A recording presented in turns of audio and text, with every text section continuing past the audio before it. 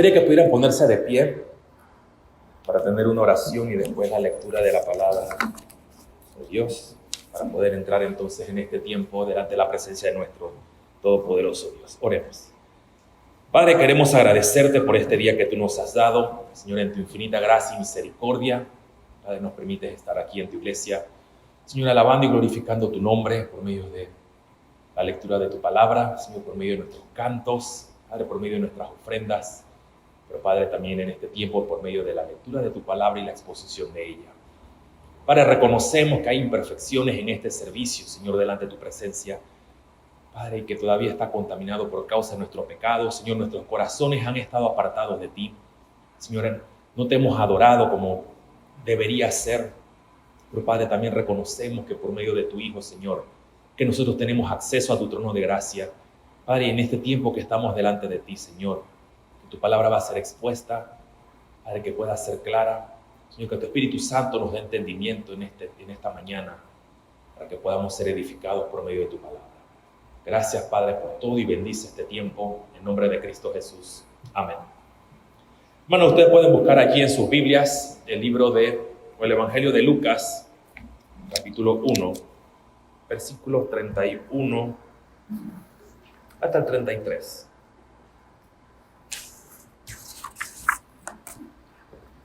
Dice así la palabra del Señor: y ahora concebirás en tu vientre y darás a luz un hijo y llamarás su nombre Jesús. Este será grande y será llamado Hijo del Altísimo, y el Señor Dios le dará el trono de David su padre, y reinará sobre la casa de Jacob para siempre, y su reino no tendrá fin. Que el Señor bendiga su santa palabra en esta mañana. Pueden tomar asiento, mis queridos hermanos.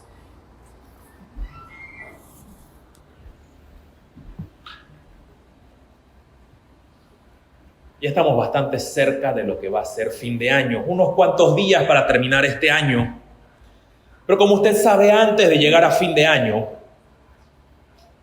la próxima semana se está celebrando algo bastante importante.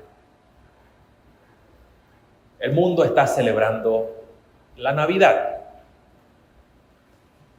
Para muchas personas, esta celebración de la Navidad consiste en arroz con guandú, jamón, ensalada de papas, ponche de huevo, y usted puede ir añadiendo algunas otras cosas a la lista. Pero entre esos también está hacer gastos enormes, exagerados en regalos, ¿cierto? No obstante, permítame hacerle esta pregunta: ¿es acaso eso la Navidad? ¿Es eso lo que usted y yo celebramos cuando decimos yo quiero celebrar la Navidad? Si usted la celebra, claro. Por eso el día de hoy, mi querido hermano, yo quiero compartir de una manera, si se pudiera decir breve, porque es un tema muy extenso, la encarnación de Cristo, el propósito por el cual Él vino a este mundo. Y hay varias cosas que aquí debemos ver, y voy a mencionar 2 puntos. Son 4, pero 2 de esos los voy a mencionar muy por encima, porque no es al punto al que yo quiero llegar. Lo primero que vemos siempre es, y cuando usted va conversando, ¿para qué vino Jesús? ¿Qué es lo que dicen las personas? Es que Él vino a salvarme porque Cristo es mi Salvador, ¿cierto? Entonces ese es el primero. Cristo, el propósito de su nacimiento es para salvar a los hombres. Si usted va al Evangelio de Juan, capítulo 3, versículo 16, y si usted no lo busca, asumo que debe sabérselo de memoria, Juan 3:16 dice: porque de tal manera amó Dios al mundo que ha dado, ¿a quién? A su Hijo unigénito, para que todo aquel que en Él cree no se pierda, sino o más tenga vida eterna. Entonces, uno de los propósitos por los cuales nuestro Señor Jesucristo vino está aquí y dice: para salvar a todos aquellos que creen en Él. El que cree tiene vida, pero el que no cree no tiene vida. Y en Juan 3:18 dice: ya ha sido condenado. Pero creer en Cristo es creer a Dios. Aquellos que no creen en Jesús están diciendo, no me interesa nada que tenga que ver con Dios. No me interesa, no tengo interés en aquellas cosas del Padre. Por eso en Juan 5:24, nuestro Señor Jesucristo dice, de cierto os digo, el que oye mi palabra y cree al que me envió, tiene vida eterna. Y no vendrá condenación, mas ha pasado de muerte a vida. Si usted me dice, el que oye mi palabra, pero añade, cree al que me envió. ¿Quién envió al Hijo? Él no se autoenvió. Dice, el Padre envía al Hijo. Entonces, creer en Cristo es creerle a Dios, creerle al Padre. Y allí mismo, en capítulo 12, versículo 44 y versículo 45, nos dice, Jesús clamó y dijo, el que cree en mí, no cree en mí, sino, ese sino es importantísimo, en el que me envió. Y el que me ve, ve al que me envió. Entonces usted puede ver que no solamente es el hecho de salvar a los hombres, es creerle a Dios. Como segundo punto, tenemos que nuestro Señor Jesucristo vino a dar a conocer a su Padre. Allí mismo en Juan capítulo 1, versículo 18, donde el evangelio o el evangelista empieza a hacer una exposición magistral acerca de la divinidad de Cristo, de la segunda persona de la Trinidad. Después empieza a contrastarlo con Moisés y mostrar la grandeza de Cristo. Y él dice, bueno, Moisés se le dio la ley, pero yo he venido a dar a conocer al Padre. Y es totalmente consistente con lo que mencionaba hace un rato, porque cuando vemos que Cristo nos salva, usted y yo ahora podemos tener una mejor comprensión, entre comillas. Cuando me refiero a comprensión limitada. Una comprensión un poco mejor acerca de quién es nuestro Dios. Cuando usted y yo llegamos por primera vez a la iglesia, nosotros teníamos conceptos errados de quién es Dios. Y todavía seguimos teniendo conceptos errados de quién es Dios, pero cada vez va siendo más y más purificado por medio de la palabra de Dios. Por eso necesitamos la constante exposición a la palabra de Dios. Y es por eso entonces que Cristo dice, viene a dar a conocer al Padre. Conocer al Padre entonces porque el Hijo vino a mostrarlo. Pero no solamente vino a dar a conocer al Padre, sino que le dijo a Felipe, ¿cuánto tiempo yo he estado contigo? Y todavía preguntas, ¿dónde está el Padre? ¿Quién es el Padre? Dice, el que me ha visto a mí, ha visto al Padre. Y es posible que usted se esté preguntando, ¿cómo es posible ver al Padre si Dios es espíritu? Bueno, ahí nuestro Señor Jesucristo lo deja así. Y dice, ¿me has visto a mí? Puedes ver al Padre. Me conoces a mí, conoces el propósito, el plan del Padre. Entonces, salvar a los hombres, mi querido hermano, no es solamente un concepto abstracto de que ahora yo soy salvo por medio de la obra de Cristo.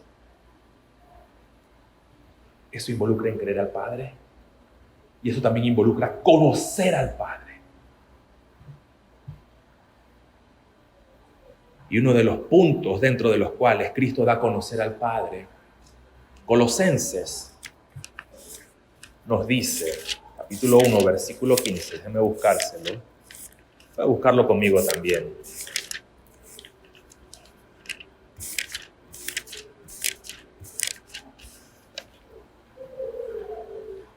Él es la imagen del Dios invisible, el primogénito de toda creación.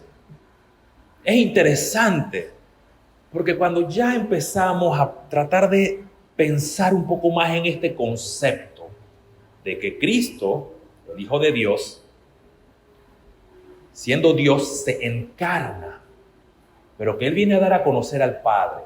Pero Dios es espíritu. Y el Espíritu es algo que nosotros no podemos ver, ¿cierto? ¿Qué nos dice aquí? Que Cristo es la imagen.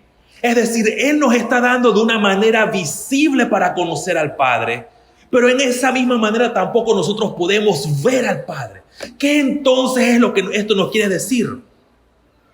Usted y yo, por medio del Hijo, podemos entrar al trono de la gracia de Dios por medio del mismo Hijo, para conocer su propósito, para conocerlo a Él, poder tener esa intimidad, como dice Juan 17, tú y yo somos uno y que ellos puedan conocerte mejor a ti. Pero no hay otra mejor manera para conocer al Padre, sino por medio de su propia palabra. Esos eran los dos primeros puntos, pero en este es el que me quiero concentrar. Cristo vino con el propósito de cumplir lo que la ley exigía. Mateo capítulo 5, versículo 17.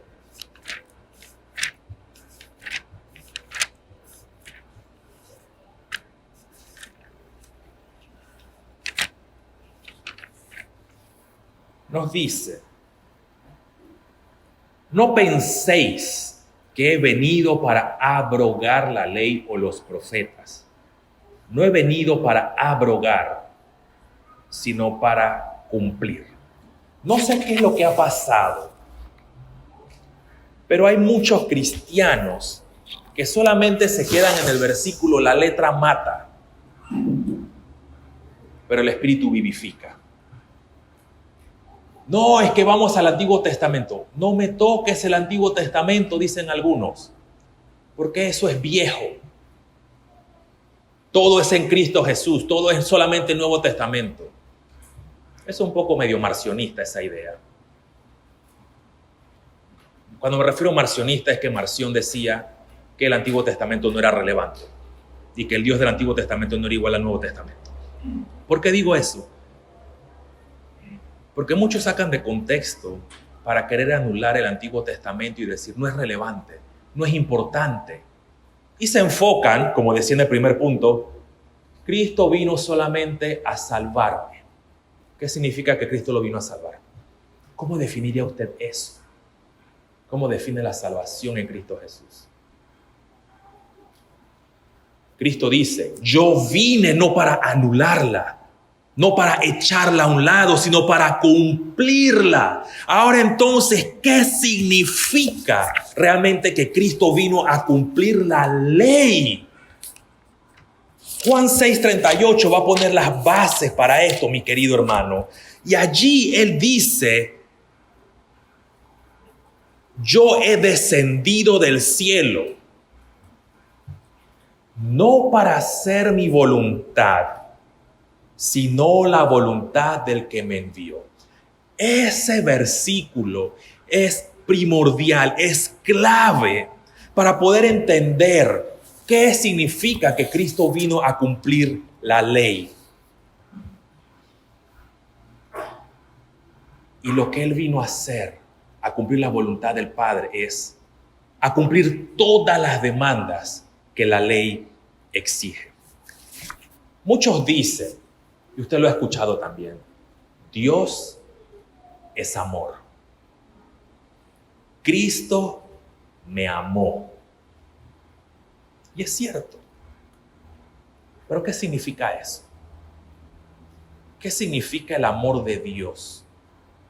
No en definición de un amor sentimentalista o un amor romántico, sino en concepto bíblico de qué es lo que significa el amor de Dios. Cristo, cuando vino a esta tierra, Él vino a morir. Él nació para morir en una cruz, ¿cierto? Por amor, pero con un propósito definido: cumplir la ley, obedecer a su Padre. Y eso es totalmente consistente con el amor de Dios, morir por los pecadores. Es por eso que mientras Él estuvo en la tierra, cuando hemos estado viendo en Marcos, Él decía: el reino de Dios se ha inaugurado. Vengan. Dice, vengan a mí todos los hambrientos y sedientos. Vengan a mí todos aquellos que tienen hambre y sed de justicia. Crean en mí. Crean en este reino que yo he venido a inaugurar. Pero llegó su momento en el cual él debía morir también, ¿cierto? Él vivió perfectamente. Y él murió, el justo por los injustos. ¿Qué significa entonces el cumplimiento? Que él tenía que estar en cumplimiento de la ley. Una de las cosas que la ley exige es la muerte del culpable. ¿Qué nos dice el libro de Romanos capítulo 6, versículo 23? Perdón, Romanos 3, 23. Nos dice, por cuanto todos pecaron, están destituidos de la gloria de Dios. Ahora permítanme hacerles una pregunta. Cuando dice por cuanto todos pecaron, ¿quién está abarcando ese todos? Ese todos no es para los que están allá afuera después de esa puerta que está allí. Ese todos involucra a todos aquellos que son hijos de Adán y Eva, no marcianos. Hijos de Adán y Eva. Es decir, usted y yo. Bajo condenación. Si usted y yo estamos bajo condenación por causa del pecado de nuestros primeros padres, y todo eso ha sido heredado por generación, de generación en generación, no hay salvación, ¿cierto? Estamos condenados. Y si somos condenados, reos de muerte, ¿qué merecemos? La condenación eterna. Por eso dice, por cuanto todos hemos pecado, estamos destituidos de la gloria de Dios. Pero allí no se queda el mensaje y después dice, siendo justificados gratuitamente por su gracia. ¿Qué significa entonces eso de ser justificados gratuitamente por su gracia? Por aquella obra perfecta de Cristo, mi querido hermano. Es cierto, sí, todo el mundo tiene sus nacimientos y tienen todo el bebé bonito. Ay, mira, vamos a ponerle el 24 para que aparezca el 25. Lo ponen en la noche. Pero Jesús no se quedó un bebé. Jesús creció y murió en una cruz para llevar nuestros pecados. Y que usted y yo hoy día podamos estar aquí todos bien vestidos y no muertos en nuestros delitos y pecados. Romanos 6, 23 ahora sí nos dice, porque la paga del pecado es muerte, más la dádiva, más el regalo de Dios es vida eterna, pero no es su propia justicia, no es mi propia manera de ver las cosas, sino en aquella justicia perfecta de Cristo Jesús, quien es el Señor. ¿Recuerda lo que leímos hace un rato de Juan 3? Todo aquel que en él cree no se pierda, mas tenga vida eterna. Si usted lee los versículos anteriores, allí en Juan 3, usted se podrá dar cuenta que Jesús está hablando con un maestro de la ley, con Nicodemo. Y Jesús va a citar el Antiguo Testamento y le dice, así como estaba la serpiente de bronce, allí en la parte alta, para que todos aquellos que eran picados por la serpiente, y de hecho eran picados por la serpiente venenosa, iban a morir por desobedientes. Pero dice, yo voy a mostrar mi misericordia. Haz una serpiente de bronce y ponla allá. Y todos aquellos que la vean se salvarán de esa muerte segura. ¿Qué tenían que hacer para sanarse de esa picadura? Solamente tenían que creer, ¿cierto? Tenían que mirar la serpiente de bronce. Dice Jesús, de esa misma manera el Hijo del Hombre es necesario que sea levantado para que todo aquel que ponga su mirada en él, en la cruz, pueda tener vida eterna. ¿Qué tiene que hacer usted y yo? ¿Qué tenemos que hacer el día de hoy para ser salvos? ¿Qué debemos hacer? Nada. Cree en Jesucristo. Pon tu mirada en Él. Por eso Él llama y dice, vengan a mí. Vengan a mí. ¿Qué justicia puede tener usted y yo? ¿Qué ¿Qué cosa buena hemos hecho en esta vida? A ver. Nada. El profeta Isaías nos dice, todas nuestras obras, toda nuestra justicia son como trapos de inmundicia.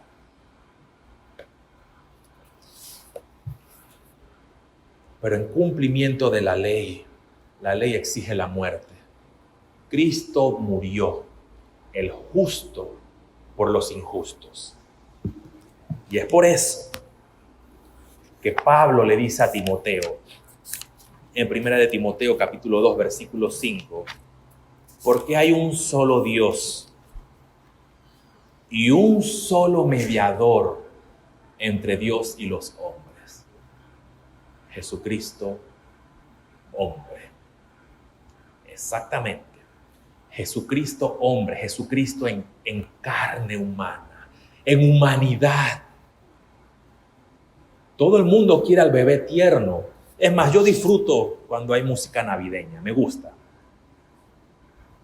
Pero el bebé tierno se hizo hombre.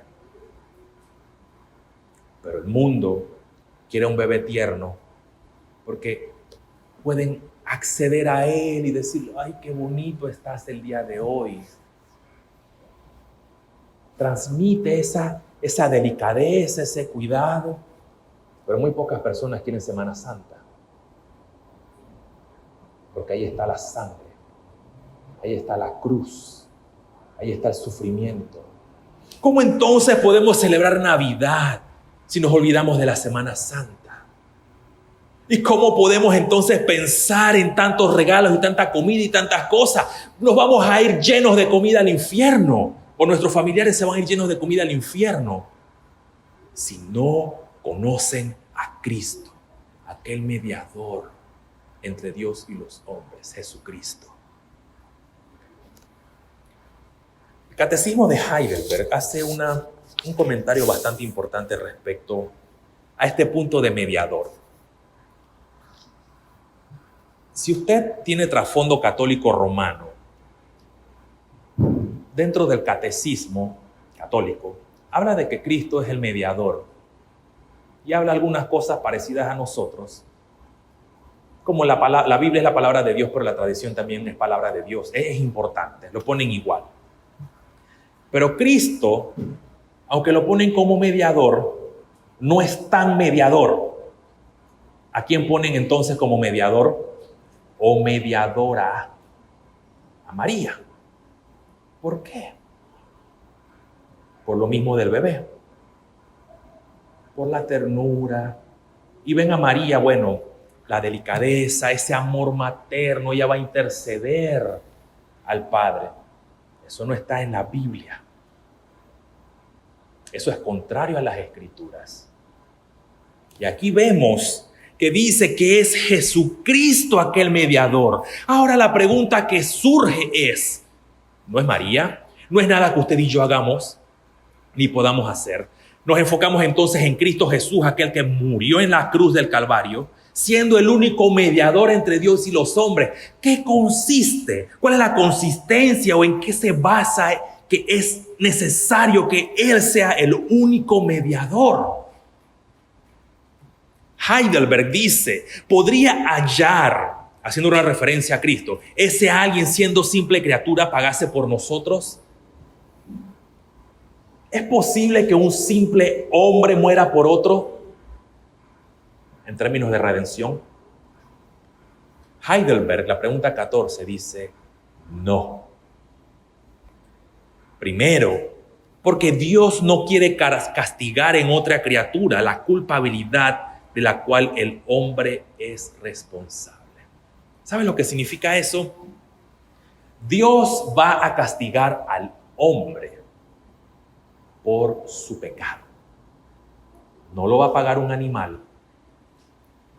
No lo va a pagar cualquier otra cosa que el mundo invente. El hombre debe morir. Pero segundo, porque una simple criatura es imposible de soportar la ira eterna de Dios contra el pecado y liberar a todos de ella. Eso nos deja sin esperanza, ¿cierto? Porque si Dios va a castigar al hombre, es decir, a usted y a mí, por nuestros pecados, pero usted y yo no somos capaces de sobrellevar la ira eterna de Dios. Eso es estar eternamente condenado, ¿cierto?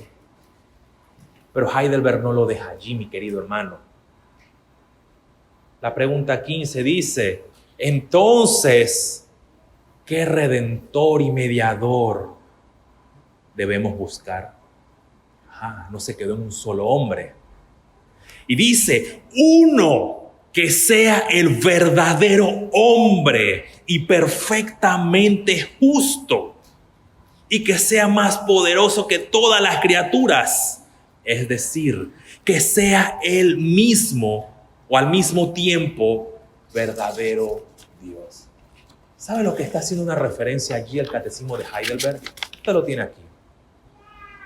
Al credo de Calcedonia, donde dice nuestro Señor Jesucristo, el mismo perfecto en deidad y también perfecto en humanidad, verdadero Dios y verdadero hombre. Si a usted le gustan las matemáticas, y espero que les guste, o si le gusta la filosofía también, matemáticamente usted no puede decir que Jesús es 100% Dios y 100% hombre.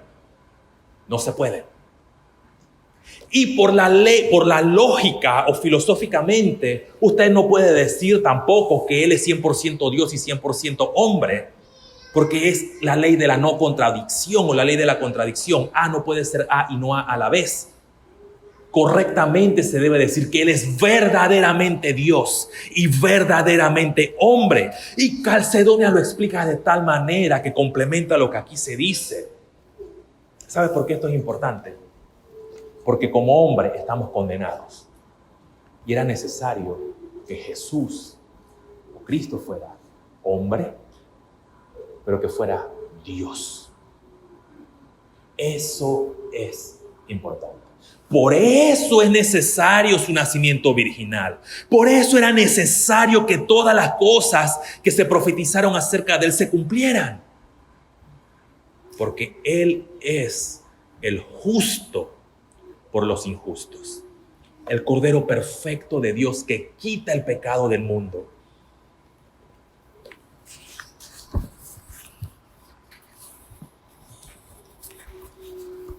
La Confesión de Westminster, capítulo 8. Y ese capítulo 8 más bien hace el punto 4, más bien hace como un comentario de lo que es el credo de los apóstoles. Nos empieza a hablar entonces de lo que es aquella obediencia. Nos dice que Cristo tomó este oficio para desempeñarlo y Él es puesto bajo la ley. ¿Qué nos dice Gálatas capítulo 4, versículo 4? Jesús no nació en otro momento histórico. Nació en el momento determinado por Dios. En ese justo momento, dice, nació de mujer y bajo la ley. Él cumple la ley perfectamente. Dígame qué pecado cometió Cristo. ¿Qué pecado? Algo que no está registrado. ¿Qué hizo de mal en algo? ¿Qué mentira dijo nuestro Señor Jesucristo? ¿Hay algo que nosotros podamos decir que Él pecó contra su Padre? ¿Podemos decir en algún momento que Él pecó contra sus padres terrenales? ¿Podemos decir que Él ofendió en algún momento a los demás? ¿O que Él deshonró el nombre de su Padre? Cristo vivió perfectamente la ley, totalmente. La cumplió perfectamente, pero dice que también padeció los más crueles tormentos directamente en su alma. ¿Sabe lo que significa que nuestro Señor Jesucristo padeció los crueles tormentos en su alma? Cuando nosotros vemos la muerte de Cristo, Semana Santa, nosotros siempre pensamos en la cruz, en los clavos, en los látigos, en la corona de espina. Pero se nos olvida Getsemaní. Se nos olvida lo que pasó allí en el Getsemaní. Tal presión sobre él, saber que va a morir. Dice que él sudaba como gotas de sangre de aquella presión que estaba sobre él, a tal punto que él exclama: Señor, Padre, dice, pasa de mí esta copa, pero que no se haga mi voluntad sino la tuya. El jefe nos dice algo y ya quedamos asustados o preocupados, no podemos dormir. Señor, encárgate de los impíos. Pero ¿qué hizo Cristo? Él tomó la copa de la ira de Dios sobre sí. Por eso cuando el credo de los apóstoles, este es un paréntesis, dice, descendió al infierno. ¿Usted se ha preguntado por qué dice descendió al infierno? Yo sé que hay como 3 posturas diferentes, pero yo le voy a comentar aquí brevemente por qué yo considero que esta es la más acertada. Puede que ustedes estén en desacuerdo con eso, porque no es un dogma. Cristo sufrió esos padecimientos infernales sobre él en esta tierra. Nos habla acerca de la humillación que recibió Cristo mientras estuvo en la tierra. Y el haber sufrido de tal manera, él recibió en su propia vida, en su propia alma, aquellos tormentos infernales. Por eso dice, descendió al infierno. Porque sobrellevó sobre él los padecimientos que usted y yo recibiríamos. No es solamente el sufrimiento físico, sino también un sufrimiento de alma y espíritu. Eso él lo llevó sobre él. Cumplió perfectamente la ley, padeció los tormentos más crueles sobre su alma y los más dolorosos sufrimientos en su cuerpo. Ser latigado, ser escupido, una corona de espinas sobre la cabeza. Si usted va en la noche porque fue al baño y se golpea el dedo chiquito con la cama, ahí usted queda despierto, ¿cierto? Imagínese que le claven una corona de espinas en la cabeza. Lo doloroso que debe ser eso. Y después los clavos que atravesaron sus manos y sus pies. Fue sepultado, permaneció bajo el poder de la muerte y aun cuando no vio corrupción, dice, se levantó de los muertos con ese mismo cuerpo.